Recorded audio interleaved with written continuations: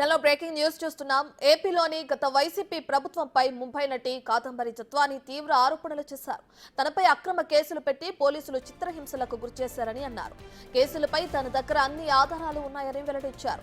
నిన్న రాత్రి ముంబై నుంచి హైదరాబాద్ చేరుకున్నారు జత్వాని. ఇవాళ విజయవాడ వెళ్లనున్నారు. తన వద్ద ఉన్న సాక్ష్యాలను ఏపీ పోలీసులకు అందిస్తానని చెప్పారామె.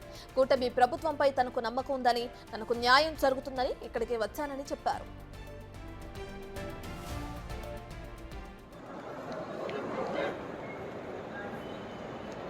మేడం జశ్వంత్ మేడం మీడియా వాళ్ళు అక్కడ వెయిట్ చేస్తున్నాం మేడం మీకోసం.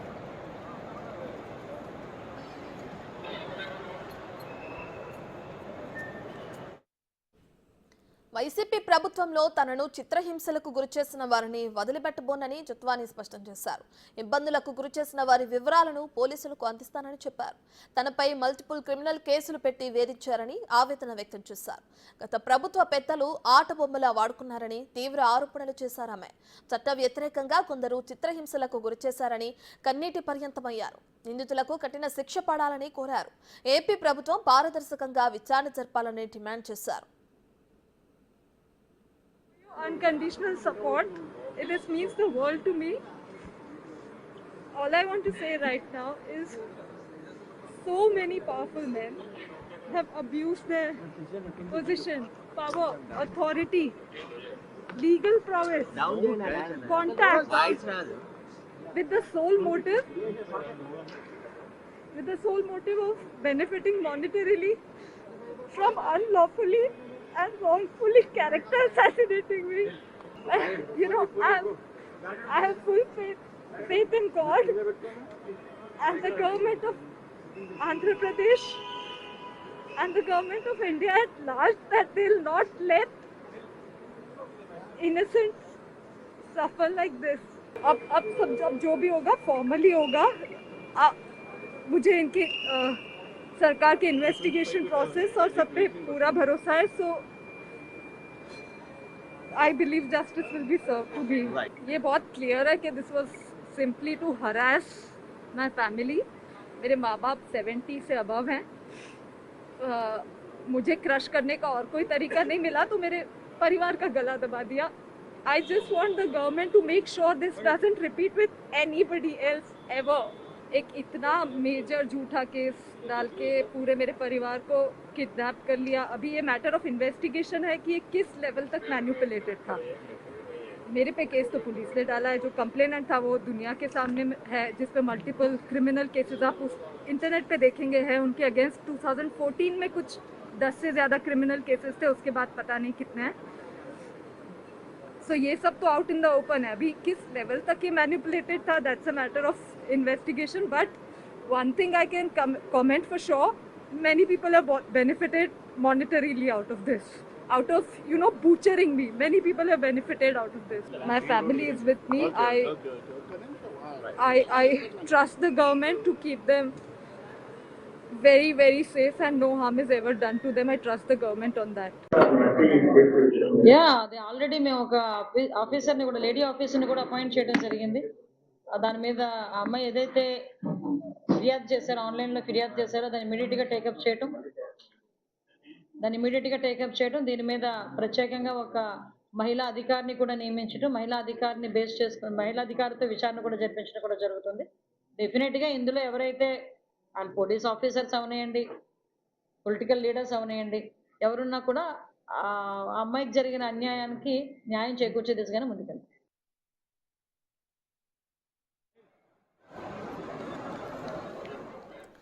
రైట్. ఇక ముంబైకి సంబంధించిన నటి కాదంబరి జత్వాని తీవ్ర ఆరోపణలు చేస్తున్నారు. అటు వైసీపీకి సంబంధించిన నేతలపైన తనపై అక్రమ కేసులు పెట్టి పోలీసులు కూడా చిత్రహింసలకు గురి చేశారని తెలపడం జరిగింది. అయితే కేసులపై తన దగ్గర అన్ని ఆధారాలు కూడా ఉన్నాయని, వాటన్నిటిని కూడా ఇప్పుడున్న కూటమి ప్రభుత్వానికి సంబంధించి కానీ ఇటు పోలీసులకు కానీ సబ్మిట్ చేయడానికి ఆవిడ విజయవాడ రావడం జరిగింది. అయితే నిన్న రాత్రి ముంబై నుంచి హైదరాబాద్ చేరుకున్నారు జత్వాని. అయితే ఇవాళ ఆవిడ విజయవాడ వెళ్లనున్నారు. అక్కడ విజయవాడలో ఎవరైతే ఆవిడకి సపరేట్గా ఒక మహిళా అధికారిని అయితే నియమించామని చెప్తున్నారు హోంమంత్రి వనిత. దానికి సంబంధించి ఆవిడతో మాట్లాడి ఆవిడికి అక్కడున్న సాక్ష్యాలన్నీ అందించే ప్రక్రియలో ఇటు జత్వాని ఉన్నారు. ఈరోజు విజయవాడ వెళ్లే అవకాశాలు అయితే కనిపిస్తున్నాయి. అయితే నియమించిన మహిళా అధికారితోనే విచారణ కూడా చేపడతామని చెప్పి కూడా ఇటు ఏపీ హోంమంత్రి కూడా చెప్పడం మనం చూస్తున్నాం.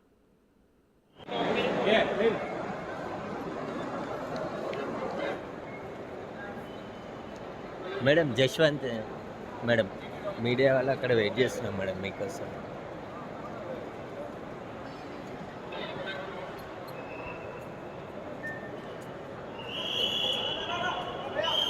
పక్కగానే చెప్పు.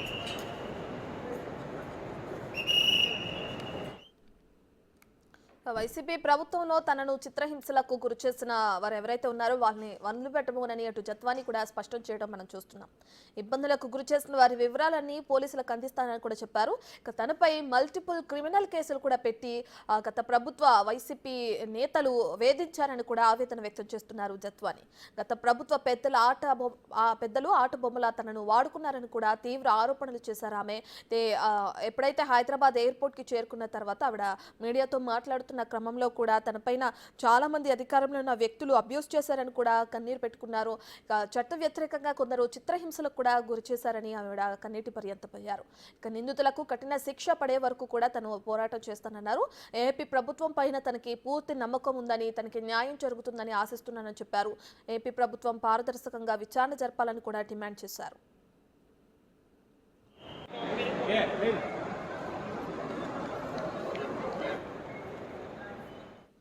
దీనికి సంబంధించి పూర్తి డీటెయిల్స్ మా ఇన్పుట్ ఎడిటర్ పవన్ అడిగి తెలుసుకుందాం. రైట్ పవన్, ఇప్పటికే చూసుకుంటే జత్వాని హైదరాబాద్ చేరుకున్నారు. దాని తర్వాత ఈ రోజు విజయవాడ వెళ్ళే అవకాశం కనిపిస్తుంది. అక్కడ ఎవరిని కలిసే అవకాశం కనిపిస్తుంది? ఆవిడ దగ్గరున్న ఏవైతే ప్రూఫ్స్ ఉన్నాయో, పూర్తి సమాచారం ఉందని చెప్తున్నారో అవన్నీ ఎవరికి సమర్పించే అవకాశం కనిపిస్తుంది పవన్? ముంబై నటి కాదంబరి జట్వాని నిన్న గత రాత్రి హైదరాబాద్ చేరుకున్నారు. ఆమె ఈరోజు మరి కాసేపట్లోనూ విజయవాడ చేరుకున్నారు. ఇప్పటికే అటు చంద్రబాబు నాయుడు ప్రభుత్వం కాదంబరి జట్వాని పైన కేసు నమోదు చేసిన పోలీసుల తీరుపైన తీవ్ర ఆగ్రహం వ్యక్తం చేసింది. ఈ కేసులో పూర్తి విచారణకు ఆదేశించింది. దాంతో కాదంబరి జట్వాని ముంబై నుంచి హైదరాబాద్ వచ్చారు. ఆమె ఏ రకంగా కేసులో ఇరికించింది, తనను ఏ రకంగా ఆ కేసులో ఇరికించింది, తనను ఏ రకంగా ఇబ్బందులకు గురి చేసింది, పూర్తి వివరాలను పోలీసులకు అప్పగిస్తానంటూ చెప్పింది. వాస్తవానికి విద్యాసాగర్ ఏమని కేసు పెట్టారు, ఆ కేసులో ఆమెను నిందితురాలుగా ఎలా చేర్చారు, ఒక ఫోర్జుడ్ డాక్యుమెంట్ అంటూ చెప్పి ఆమె పైన 5 లక్షల రూపాయలు డిమాండ్ చేసిందంటూ ఆమెను కేసులో ఇరికించారు. కానీ వాస్తవానికి చూస్తే కాదంబరి జట్వాని చెప్తున్న దాని ప్రకారం 2009 నుంచే వీళ్ళ మధ్యలో పరిచయం ఉంది. ఆ పరిచయం కారణంగా అటు విద్యాసాగర్ అనేక సార్లు ఆమెను లైంగికంగా వేధింపులకు గురి చేశాడు. తాను కాదనడంతో ఆమెను చిత్రహింసలకు ఆమెను రకరకాలుగా వేధించాడంటూ కాదంబరి జట్వాని చెప్తుంది. అంతేకాకుండా సజ్జన్ జిందాల్ పైన తాను ముంబైలో కేసు పెట్టాను, ఆ కేసు పెట్టినందుకే ఏపీ పోలీసులు కక్షపూరితంగా వ్యవహరించారు. ఒక ఐపీఎస్ స్థాయి అధికారి నేరుగా తన వద్దకు వచ్చి 70 ఏళ్ళు వయసున్న తన తండ్రిని, 65 సంవత్సరాల వయసున్న తన తల్లిని తీసుకొచ్చారు. పోలీసులు పెట్టిన చిత్రహింసలతో తన తల్లి అటు పాక్షికంగా వినికిడి శక్తిని కోల్పోయిన పరిస్థితి, తన తండ్రి కూడా వృద్ధాప్య సమస్యలతో బాధపడుతున్నారు. వాళ్ళను కూడా దాదాపుగా 40 రోజుల పాటు జైల్లో పెట్టారు. అనేక రకాలుగా భయభ్రాంతులకు గురి చేశారు. కాగితాలపైన సంతకాలు చేయించుకున్నారు. వీటీపీఎస్ గెస్ట్ హౌస్లో తనను చిత్రహింసలకు గురి చేశారంటూ ఆమె ఆరోపణలు చేస్తుంది. దానికి సంబంధించిన ఆధారాలను కూడా చెప్తుంది. అంటే సజ్జన్ జిందాల్ తన నేరకంగా వేధింపులకు గురి చేసింది. ముంబైలో ఆమె కేసు నమోదు చేసింది. 2023లో ఆమె సజ్జన్ జిందాల్ పైన కేసు నమోదు చేసింది. కానీ అక్కడ ముంబై పోలీసులు ఆ కేసును తీసుకోవడానికి నిరాకరించారు. దాంతో కోర్టుకు వెళ్ళి కోర్టు సహాయంతో అక్కడ కేసును నమోదు చేయించింది. ఆ కేసు నమోదైన వెంటనే డిసెంబర్ 2023లో సజ్జన్ జిందాల్ పైన ముంబైలో కేసు నమోదైంది. ఆ కేసు నమోదైన వెంటనే అక్కడ జిందాల్ ఇక్కడ ఉన్న ప్రభుత్వ పెద్దలతో సంప్రదించి తన పైన తప్పుడు కేసు పెట్టించారు. తనకు ముందుగానే పరిచయం ఉన్న విద్యాసాగర్, ఆయన వైసీపీ నాయకుడు, 2014లో పెనమలూరు నుంచి పోటీ చేశాడు. ఆయన తండ్రి గతంలో గ్రంథాలయ సంస్థ చైర్మన్గా కూడా పనిచేశారు.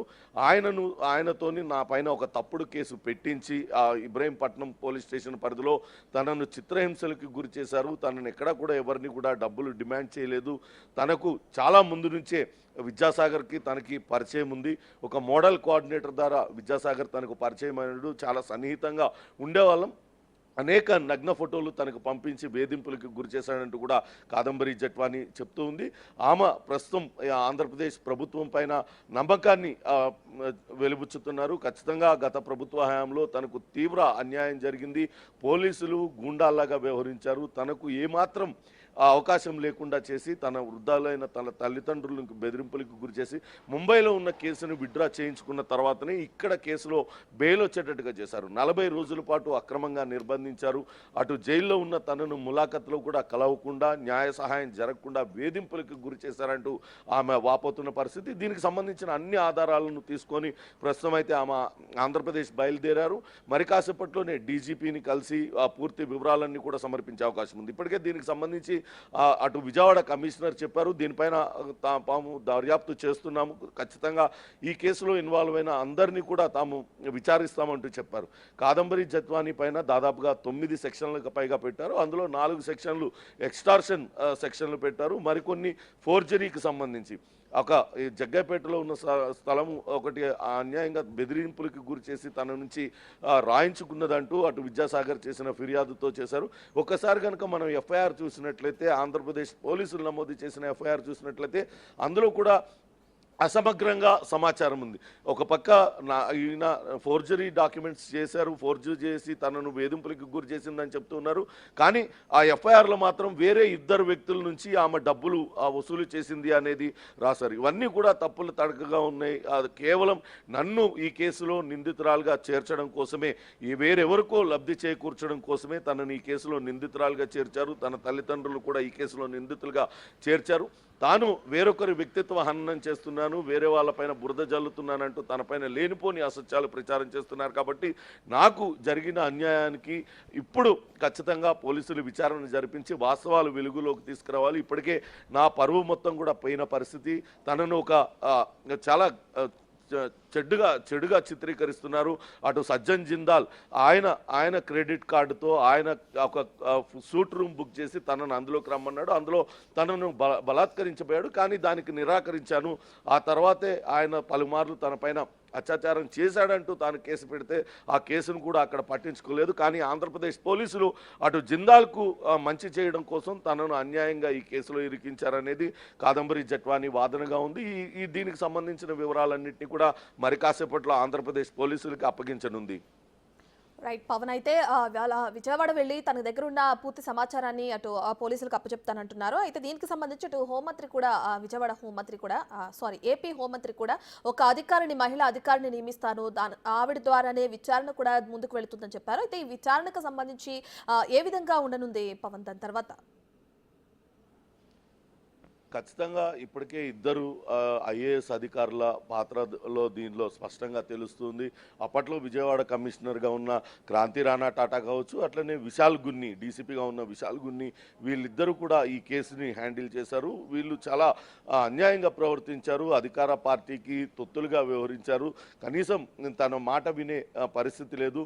తన నేరుగా డీసీపీనే ఒక ప్రత్యేక విమానంలో కొంతమంది పోలీసులను తీసుకొని ముంబై వచ్చి అక్కడి నుంచి తనను ఇక్కడికి తీసుకొచ్చారు. తనను వీటిపిఎస్ గెస్ట్ హౌస్లో పెట్టి బంధించి భయభ్రాంతులకు గురి చేశారంటూ చెప్తూ వస్తున్న నేపథ్యంలో ఖచ్చితంగా గత ప్రభుత్వ హయాంలో ఈ కేసులో ఎవరెవరు చూశారు, ఈ కేసులో ఎవరు ఫిర్యాదుదారుడు, ఎవరు విద్యాసాగర్ అనే వ్యక్తి ఫిర్యాదు చేశారు, దానిపైన ఎవరు దర్యాప్తు చేశారు, అప్పట్లో ఇబ్రహీంపట్నం ఇన్స్పెక్టర్గా ఉన్న అతని పాత్ర ఏంటి, ఎవరెవరు కానిస్టేబుల్ జట్వానీని తీసుకురావడానికి ముంబై వెళ్ళారు, ఆమెను ఏ నేరం కింద ఇక్కడ నిర్బంధించారు, తదితర వివరాలన్నీ కనుక్కుంటారు. అంతేకాకుండా పోలీసులు నిజంగానే పరిధి దాటి వ్యవహరించారా, లేకుంటే కేసులో నిజాలు ఏంటి అనే నిగ్గుదిల్చే పనులు అయితే పడ్డారు. ఇప్పటికే వారి పాత్ర అయితే స్పష్టంగా తెలుస్తుంది. తమ పరిధి దాటి వ్యవహరించారు, కాదంబరి జట్వానీని అక్రమంగా నిర్బంధించారు, భయభ్రాంతులకు గురిచేసి అనేక సెక్షన్ల కింద ఆమె పైన కేసులు నమోదు చేసి ఆమెను జైలుకు పంపించారు, రిమాండ్ చేశారనేది తెలుస్తుంది. ఈ నేపథ్యంలోనే ఈమె కాదంబరి జట్వాని తన దగ్గర ఉన్న ఆధారాలను సమర్పించి ఇప్పుడు ఫెయిర్గా దీనిపైన ఎంక్వైరీ చేయండి, ఒకవేళ నిజంగానే నా తప్పు ఉండి నిజంగానే తాను డబ్బుల కోసం ఎవరినైనా బ్లాక్మెయిల్ చేసి ఉంటే ఖచ్చితంగా తనపైన చర్యలు తీసుకోవచ్చు. అలా కాని పక్షంలో కేవలం ఎవరికో లబ్ధి చేయడం కోసం గత ప్రభుత్వంలోని పెద్దలు తమ అధికార దుర్వినియోగం చేశారు, ఉన్నారు. కాబట్టి ఖచ్చితంగా అప్పట్లో తన పైన కేసు నమోదు చేసిన పోలీసుల్ని ఆ పరిధి దాటి వ్యవహరించిన అధికారులందరినీ కూడా శిక్షించాలంటూ ఆమె కోరుతూ ఉన్నారు. ఒక ప్రత్యేక బృందాన్ని ఈ దర్యాప్తుకు ఏర్పాటు చేయాలని కూడా జత్వానీ కోరుతున్నారు. ఇప్పటికే దీనిపైన అటు ప్రభుత్వం కూడా స్పందించింది.